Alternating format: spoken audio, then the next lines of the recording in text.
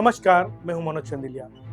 पूरा विश्व बेसब्री से इंतजार कर रहा था कि डोनाल्ड ट्रंप कब राष्ट्रपति बनेंगे और राष्ट्रपति बनने के बाद क्या फैसला लेंगे। डोनाल्ड ट्रंप ने 20 जनवरी को अमेरिका के 47वें राष्ट्रपति पद के रूप में शपथ ले ली। I, Donald John Trump, do solemnly swear that I will faithfully execute और शपथ के तुरंत बाद जैसे कि सोचा था, कई सारे ताबड़तोड़ अहम फैसले भी लिए। उन्होंने बाइडेन प्रशासन के 78 फैसलों को रद्द करते हुए अमेरिका को विकास के नए युग में ले जाने का दावा किया। ट्रंप ने किन किन फाइलों पर साइन की, उन फाइलों पर भी हम नजर डालेंगे। अगर बात की जाए कैपिटल हिल की, कैपिटल हिल हमले में दोषियों को माफी दे दी गई है।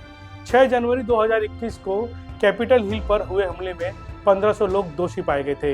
इन सभी को माफी देने का आदेश जारी किया गया।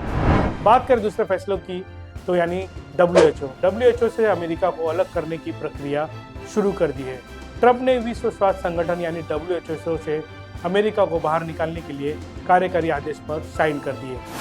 तीसरे अहम फैसले की बात की जाए तो पेरिस क्लाइमेट एग्रीमेंट को धोखा बताते हुए ट्रंप ने पेरिस जलवायु समझौते को अमेरिका के लिए नुकसानदायक बताते हुए इसे तुरंत प्रभाव से रद्द करने का आदेश भी दे दिया है।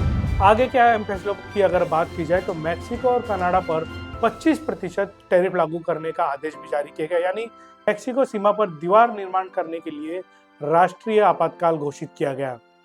इसके बाद एक और फैसला लिया गया जिसमें जन्म सिद्ध नागरिकता समाप्त कर दी गई है। अमेरिका में जन्म से मिलने वाली नागरिकता को खत्म करने का आदेश भी दे दिया गया। ट्रंप ने थर्ड जेंडर को समाप्त कर अमेरिका में केवल 2 जेंडर मान्य करने का आदेश भी जारी कर दिया। बात करें मृत्युदंड की बहाली की, तो ट्रंप ने बाइडेन प्रशासन द्वारा निलंबित मृत्युदंड को फिर से बहाल करने का निर्णय ले लिया। डोनाल्ड ट्रंप ने राष्ट्रपति बनते ही कई सारे फैसले तो लिए, लेकिन ये फैसला इन फैसलों में सबसे अहम है, यानी कि ड्रग तस्करी को लेकर। डोनाल्ड ट्रंप ने ड्रग तस्करी करने वालों को आतंकवादी घोषित करने का फैसला लिया है। काफ़ी अहम फैसला इसलिए भी है क्योंकि अगर हमारे देश में यानी कि भारत में भी इसी तरह का फैसला अगर ले लिया जाए तो शायद हमारी आने वाली पीढ़ी जो है, युवा पीढ़ी ड्रग्स की लिप्त से मुक्त हो जाएगी।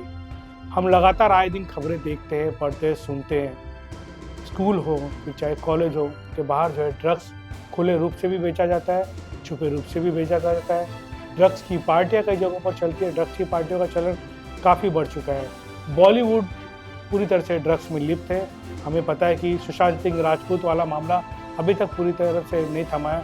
चाहे सुशांत सिंह राजपूत के मौत के बाद जिस तरह से जो रिया चक्रवर्ती गिरफ्तार हुई थी, ऐसे कई सारे सेलिब्रिटीज़ हो या न्यू कमर्स हो ड्रग्स में लिप्त है। ड्रग्स तस्करी में भी जो लिप्त है, कई लोगों के नाम भी खुले रूप से आ चुके हैं सामने। यानी कि बॉलीवुड भी जो है ड्रग्स की चपेट में पूरी तरह से आ चुका है। अगर भारत सरकार भी इन ड्रग तस्करों को अगर आतंकवादी घोषित कर दे तो शायद बॉलीवुड ही नहीं, पूरा हमारा देश जो है ड्रग्स मुक्त हो जाएगा।